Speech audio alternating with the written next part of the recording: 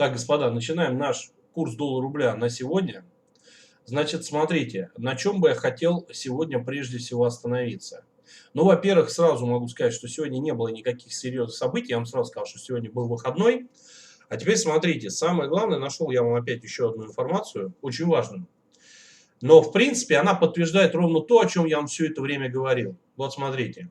Минфин выпустил пресс-релиз, в котором сообщает, что средняя цена нефти Urals за период с 15 декабря по 14 января составила 46 долларов 82 цента. А средняя цена нефти Brent за этот же период составила 81 доллар 50 центов. То есть это говорит о том, что по России конкретно был недозаработок. Да? То есть не могли, скажем так, иметь достаточно высокую цену, непосредственно цена на российскую нефть Urals. Да? Из чего следует, что Urals продавалась с дисконтом более 40%. То есть почти половина цены мы теряли. Да?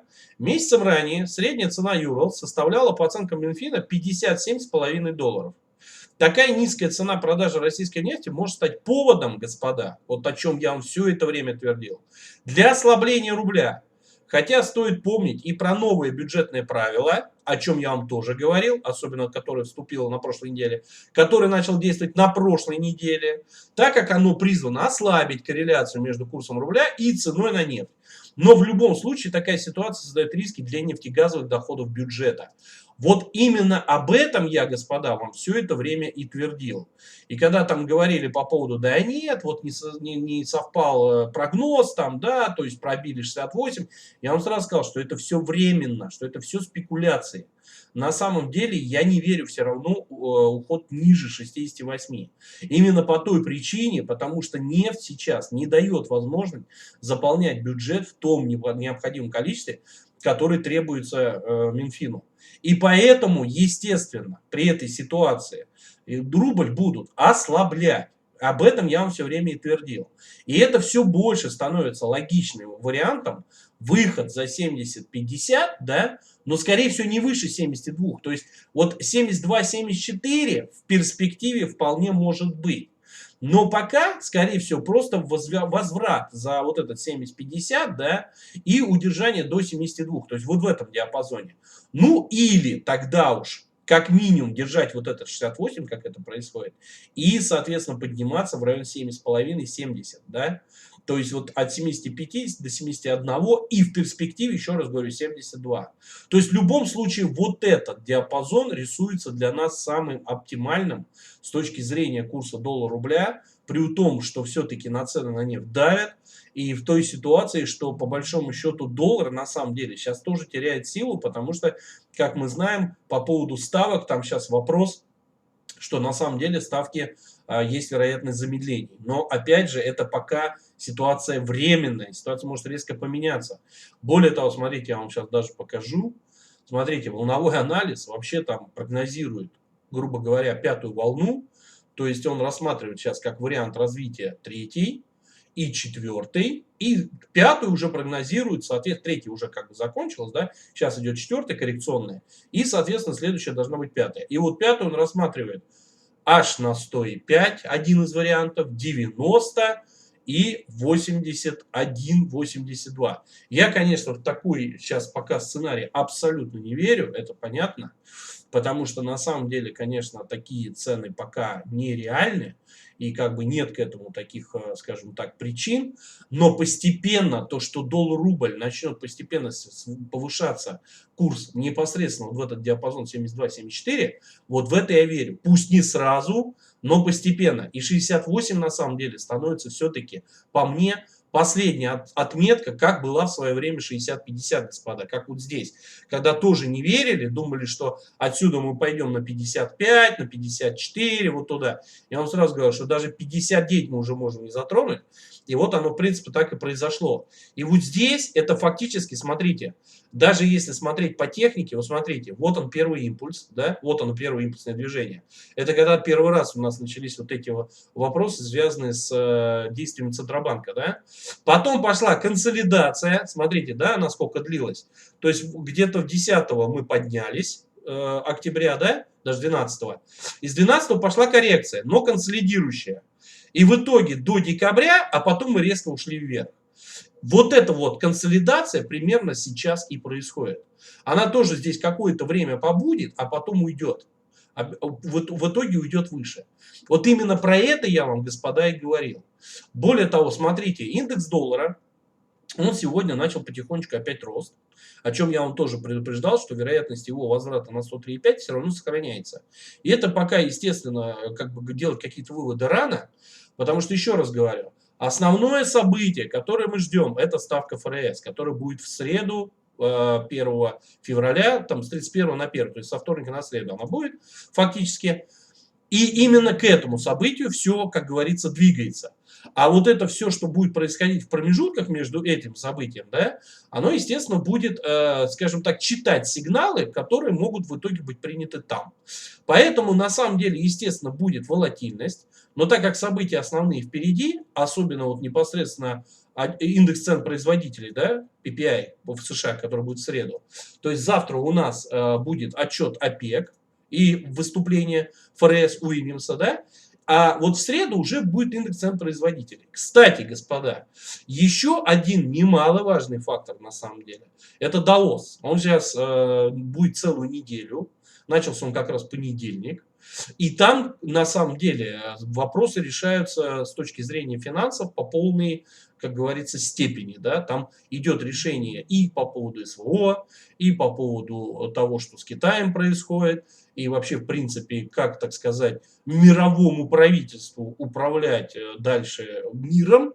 И вот эта ситуация, естественно, все утечки оттуда, там нас прежде всего интересует, конечно, выступления всяких центробанков, да, в том числе там ЕЦБ будет выступать, они, естественно, будут, эти сигналы, отражаться на динамике и на рынке, и, естественно, на курсе валют. Все это мы будем видеть. Даже несмотря на то, что как бы в календаре они, что называется, не будут, но информация оттуда, она будет все время просачиваться и создавать определенные воздействия. Да?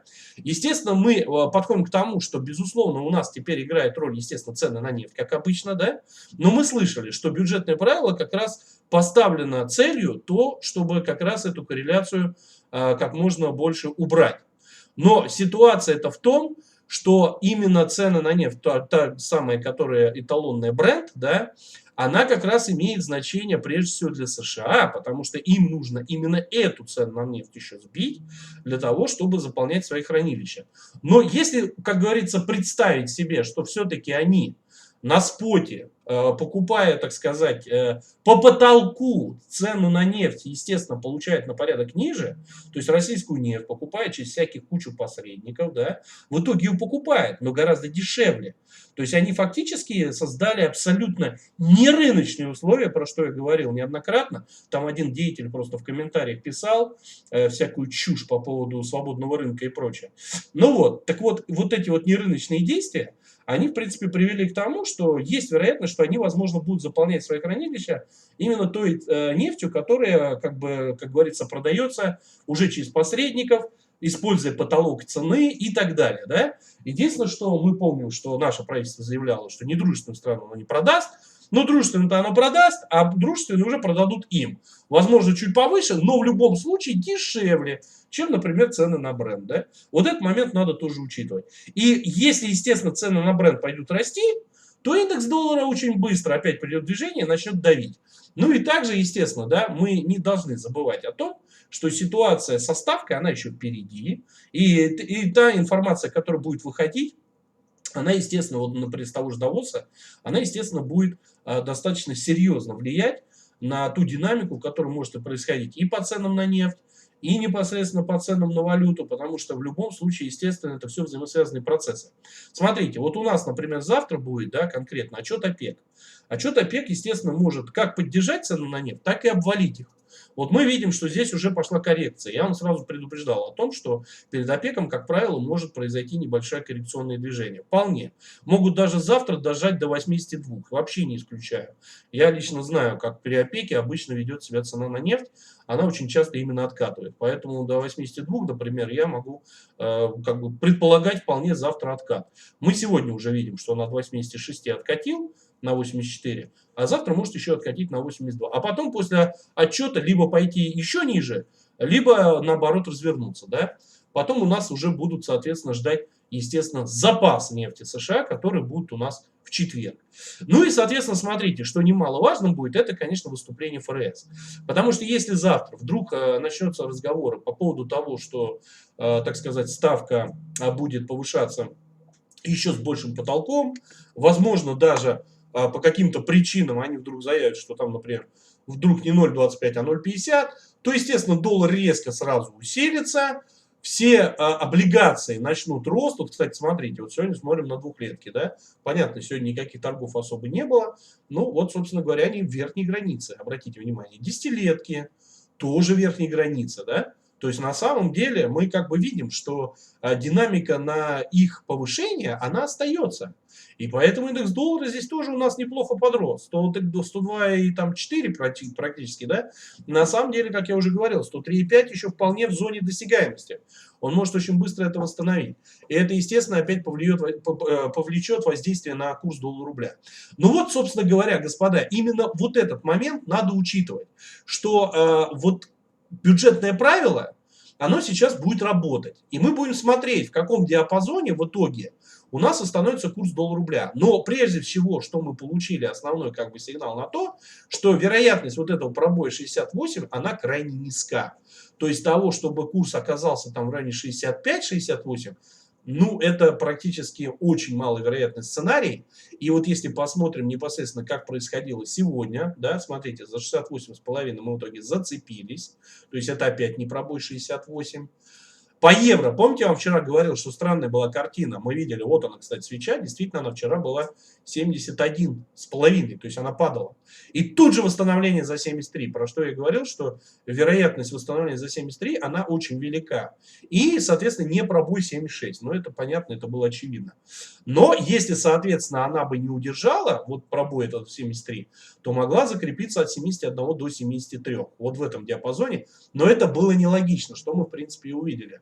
Ну, а вот юань немножко подослаб, а он на самом деле был в районе 10,3 почти, да, 10,2, 10,3. Ну, в принципе, он особо сильно не поменялся, но вот этот уровень исторически пока он у нас, получается, пробивается, да, он у нас получается на 10,2. Но это временно, я думаю, так как все-таки сегодня просто отсутствовали какие-либо торги, доллар, как мы видим, скорее всего, вот эта реакция вся, да, что с евро, что с юанем, это связано с укреплением доллара. Доллар немножко подрос, ну и, собственно говоря, вот такую реакцию мы видим. Ну и смотрите дальше, соответственно, да, если мы посмотрим, то по непосредственно коридорам годовых, да, вот он, 68 у нас, еще раз, по доллару-рублю, середина, верхняя зона волатильности в районе 69, там, 70, то есть это около 70. Цели, обратите внимание, вот они шли в район 73, и вот они закруглились. То есть динамика начала спадать. И вот уже прогноз в районе 72. Но я на самом деле жду, что все-таки с большой вероятностью выйти за 70,5-71, не выше. Ну и, соответственно, по евро, естественно, мы середину 73 года, да, вот они мы сразу восстановили, и, соответственно, не выше 76. А непосредственно по юаню у нас, как мы помним, вот она, годовая как бы середина, она находится в районе 10 ровно почти. Ну и вот он поднимался в районе 10,3 и не пробил. Это все временно, цели, смотрите, обратите внимание, все равно идут в районе 10,6. То есть, в принципе, динамика у юаня хорошая. У евро в районе 80 уже развернулись. То есть были попытки идти в сторону 80, сейчас развернулись постепенно, есть снижение. Я думаю, что это как раз указывает на то, что от 76 до 78 вот этот диапазон в итоге может быть. Так что, в принципе, все ожидаемо. Надо посмотреть просто, как Центробанк в итоге вот этим бюджетным правилом, какую займет позицию, все-таки верхний ярус или нижний. И, соответственно, будет уже понятно непосредственно, какой курс хотят установить. Но еще раз говорю, ниже 68 это уже крайне маловероятно. И мы видим к этому все даже косвенные подтверждения. Да? Американский рынок, смотрите, господа, сегодня, в принципе, по фьючу немножечко даже скорректировался. Все ждут, естественно, данных. Ну и, кстати, я вам хочу сказать, что еще, господа, немаловажный момент, который мы должны тоже будем учитывать и на этой неделе, и даже на следующей, отчетности. Отчетности компаний сейчас будут идти, и они, соответственно, будут влиять каким образом. Если отчетности компаний будут показывать риски рецессии, то есть все-таки у них начинается плохая статистика экономическая, то тогда есть вероятность, что рынок резко пойдет вниз. При этом, кстати, доллар должен ослабнуть. потому что он тогда не будет давить на рынке, нефть будет падать сама по себе, и, соответственно, доллар укрепляться смысла не будет.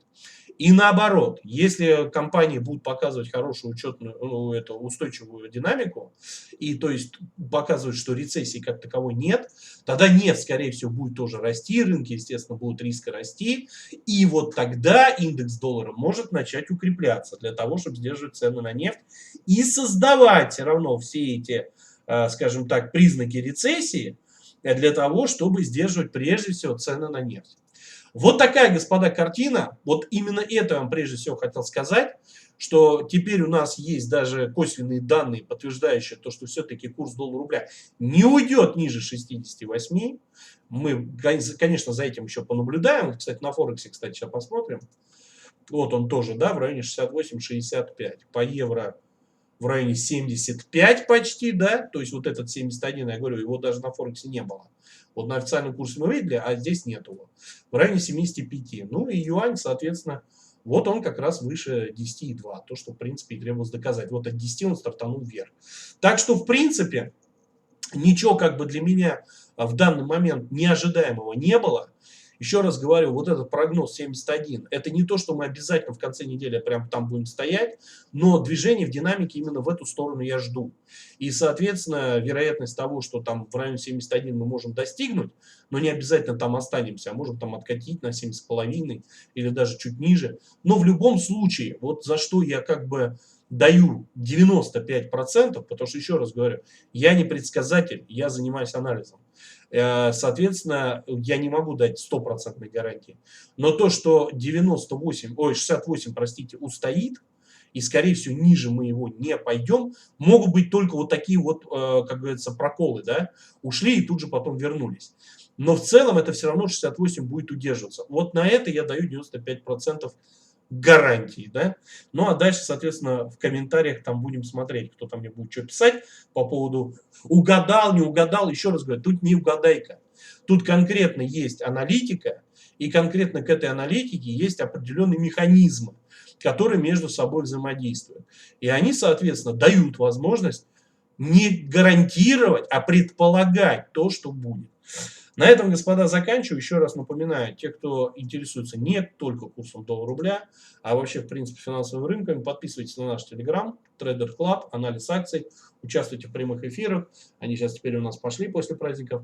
Ну и, собственно говоря, напоминаю, что, естественно, в конце недели мы будем подводить итоги в пятницу, а в воскресенье будет уже выпуск обзора следующей недели. На этой неделе, еще раз напоминаю, достаточное количество событий, довольно серьезных, особенно вот индекс цен производителей, так что имейте в виду, здесь волатильность по курсу доллара-рубля может сильно усилиться. На этом, господа, заканчиваю. Подписывайтесь на нас и будьте в курсе.